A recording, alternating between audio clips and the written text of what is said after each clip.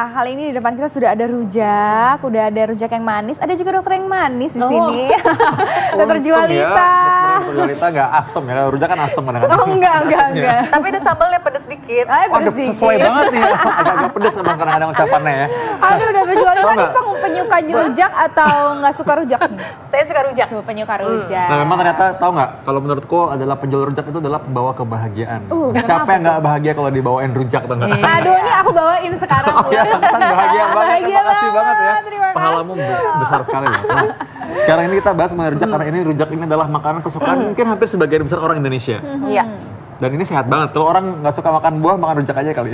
Iya, kebanyakan emang gitu. Kebanyakan yang nggak suka buah, tapi begitu buahnya itu dibuat menjadi rujak, langsung jadi suka. Iya. Jadi semangat. Jadi semangat. Nah, tapi tadi gimana ada nih? pertanyaan bagus nih, Dok. Banyak yang penjual rujak itu kalau ada sisi kanan misalnya, sisi depan, itu udah busuk, dia cuma potong doang. Habis itu sisanya dijual lagi. Nah, itu sebenarnya gimana tuh, Dok? Kalau lihat tadi di VT, memang paling aman kalau kita beli rujak yang bentuknya itu buahnya masih utuh. Jadi begitu kita order, tukang rujaknya akan motongin di depan mata kita gitu. Tapi kan sekarang ada juga tuh tukang buah yang dia udah di packing satu-satu ya, diplastikin.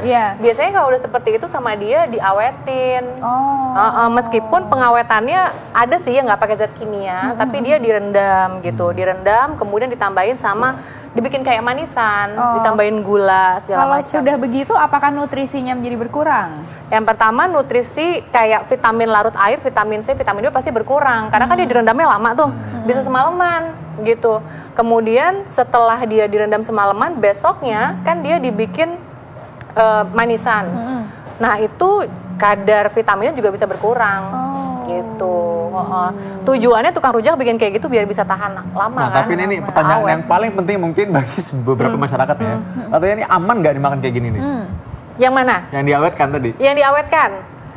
Dibilang aman kalau ngomongin apakah bisa bikin kayak kanker kayak gitu. Yang nggak bikin kanker sih. Yang paling dekat sih, sih. Dok. Yang paling dekat Dok, apakah jadi bikin diare gitu? Bikin diare bisa aja, karena kan udah lama tuh ditaruh, bisa aja dia tercemar gitu. Terus yang kedua, karena tadi kan dia pengawetannya pakai gula, air gula. Nah, air gula itu kalau dia ditambahin ke dalam, misalnya gini, jambu air ini gitu. Kalau dia 100 gram kita makan itu kira-kira kalori cuma 50. Tapi kalau dia dibikin manisan supaya lebih awet, kalorinya bisa tambah sekitar 200. Oh, banyak banget namanya. Banyak, karena nambahin gulanya tuh banyak banget biasanya. Gitu. Rugi dong itu kayak makan nasi goreng aja langsung. Memang rujak ya. Oke. Iya, langsung nih gitu. kita punya mitos atau fakta ya, Dokter Arlin ya. Yes, ini harus dijawab nih sama Dokter Jualita. Mitos fakta yang pertama, buah rujak mengandung pewarna. Karena warna-warni gitu. Mitos. Sebetulnya nggak mengandung pewarna sih, tapi mungkin memang ada oknum yang dia membuat supaya warnanya menarik, warnanya bagus, ditambahin zat warna. Yang paling bahaya kalau zat warna tekstil, ya kan? Tapi kita bisa juga sih tahu apakah ini pakai pewarna apa enggak. Misalnya, biasanya yang paling sering diwarnain itu mangga, ya kan? Kalau dia kita cuci, kemudian air cuciannya itu berubah warna jadi kuning, ya pasti pakai pewarna. Oke, jadi jangan cuci ya? Oh, bukan. Atau misalnya kita gosok gitu pakai tangan, terus kita lihat, oh tangan itu jadi kuning, nah kemudian pakai pewarna. Atau mungkin warnanya lebih menarik, mencolok gitu. Terus yang paling gampang kalau dia dipotong, warnanya itu nggak homogen kuning gitu loh, nggak sama. Jadi cuman luarnya aja kuning, tapi dalamnya ternyata masih pucat, masih putih gitu. Oke, kita membahas mitos fakta selanjutnya. Ya. Buah rujak, nih katanya ada yang mengandung pengawet. Mitos atau fakta, Dok? Mitos, seharusnya tidak mengandung pengawet, tapi memang tadi oknum bisa aja gitu. Jadi kalau warna buahnya itu kayaknya mengkilat banget, terus bener-bener bagus gitu, nggak ada cacatnya sama sekali, kemungkinan besar dia memang ada pengawetnya. Atau yang kedua, dia ngawetinnya pakai dengan cara dibikin manisan, bisa juga, tapi bukan pakai zat kimia. Oke, ini sebenarnya harusnya sih aman sih kalau misalkan nggak ada oknum tadi itu ya. Iya. Berarti tetap nih kita mau beli atau mau bikin rujak itu tetap bukan cuma mikirin enaknya aja, tapi sehat atau tidak gitu ya. Dari awal pemilihan pemilihan buahnya juga harus ini ya, harus jelas. Mungkin kalau ini sih, tapi aku yakin sih Dokter Vito. Kalau ini aku yakin banget nggak ada bahan pengawet dan nggak ada bahan pewarnanya. Dokter Vito mungkin mau coba. Satu ya, kalau makan rujak itu harus ingat bahwa itu harus bersih, tau nggak? Iya bersih. Ini dicuci tadi ya? Udah. Ini aku yang bikin langsung. Oh, Dokter Ali mau cuci tangan? Udah. Oh, udah. Oke, kalaupun nggak cuci tangan ya, makan cuma bagian yang ada pegang. Ini nih, sambelnya enak nih. Aku paling Cocol suka dikit, bengkoang cocol sih. dikit. Aku orang suka sambal terus terang aja. Oh gitu. Biasanya nih ya Dok, ya kita bikin bumbunya ini, bumbu rujaknya kan pakai gula Jawa. Gula Jawa. Sama cabe, garam, dikasih asam dikit, asam Jawa gitu kan. Dokter Vito yakin nggak mau coba hasil ulekan? Bener kan, rujak ini bawa ke bagian, lihat bukan bahagianya. Oke, selanjutnya nih, mitos atau fakta ya?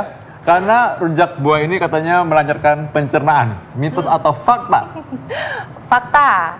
Salah satu yang menyebabkan kita bisa pencernaannya lancar, yang pertama kalau kita banyak konsumsi serat.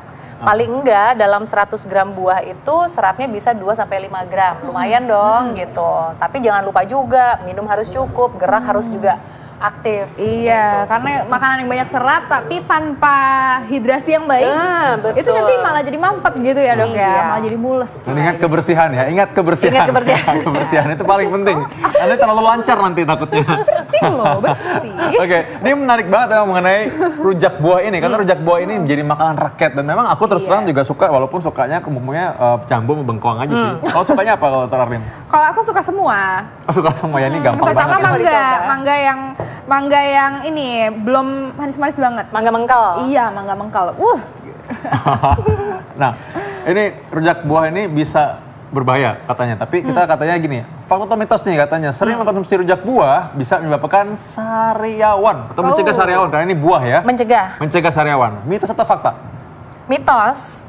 Penyebab sariawan itu nggak cuma karena kekurangan buah aja kok, banyak banget penyebabnya.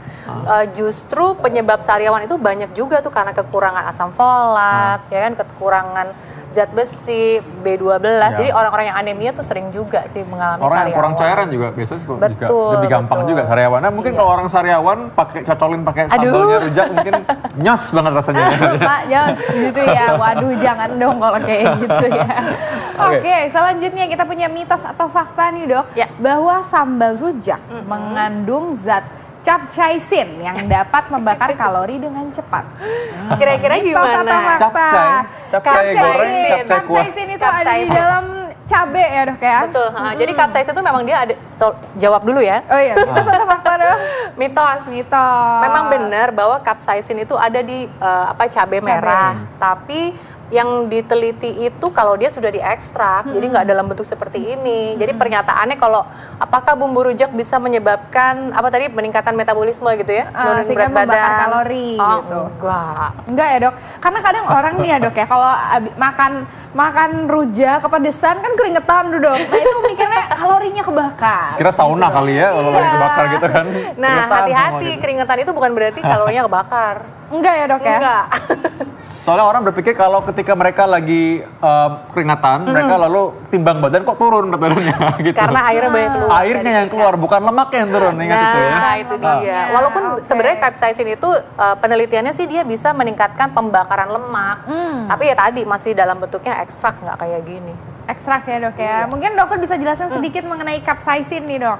Iya, jadi capsaicin itu dia memang zat yang dibilang antioksidan yang ada di dalam cabai merah.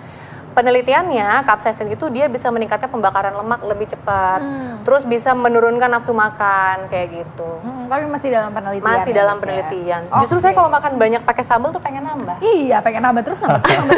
Nanti bumbunya habis, rujaknya belum habis, tambah rujaknya, tambah buahnya. Buahnya udah habis, bumbunya belum habis, tambah lagi bumbunya. Iya. Jadi nggak akan selesai.